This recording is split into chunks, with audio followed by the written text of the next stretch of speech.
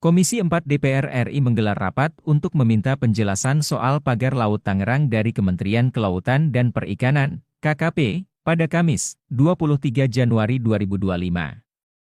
Rapat bersama itu digelar usai pembongkaran pagar laut di perairan Kabupaten Tangerang dimulai secara bersama oleh pemerintah pada Rabu, 22 Januari 2025.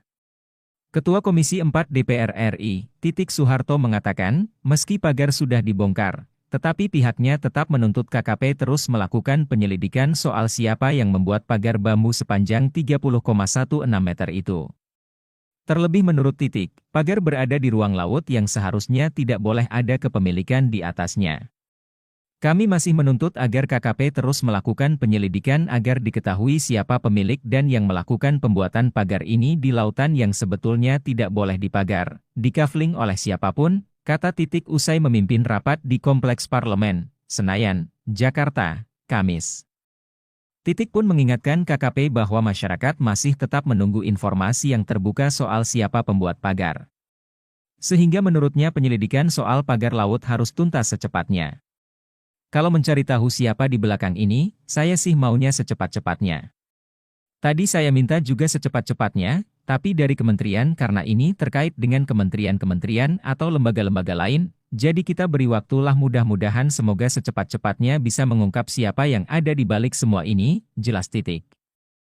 Dalam keterangannya Titik juga mengungkapkan, pembongkaran pagar laut di perairan Kabupaten Tangerang pada Rabu menelan biaya cukup besar.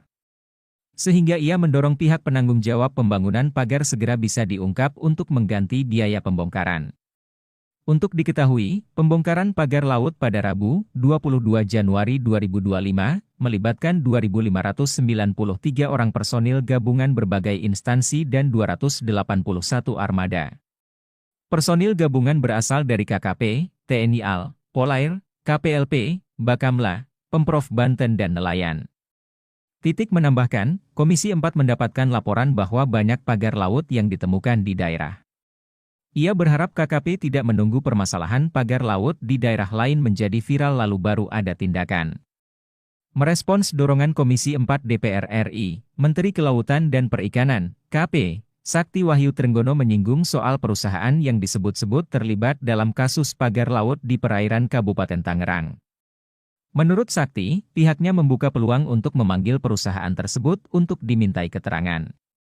Adapun perusahaan yang dimaksud yakni PT Cahaya Inti Sentosa yang disebut memiliki sertifikat hak guna bangunan, HGB, di sekitar area pagar laut. Menteri Sakti juga menegaskan ada peluang persoalan pagar laut di perairan Kabupaten Tangerang masuk ke pidana umum.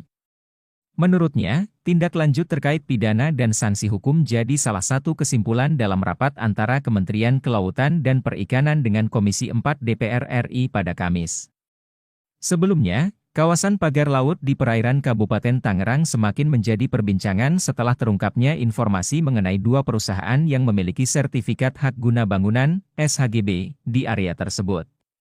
Menteri Agraria dan Tata Ruang, ATR, sekaligus Kepala Badan Pertanahan Nasional, BPN, Nusron Wahid, dalam konferensi pers yang berlangsung di Jakarta pada tanggal 20 Januari 2025, mengonfirmasi PT Intan Agung Makmur, IAM, dan PT Cahaya Inti Sentosa, CIS, menguasai mayoritas SHGB di kawasan tersebut.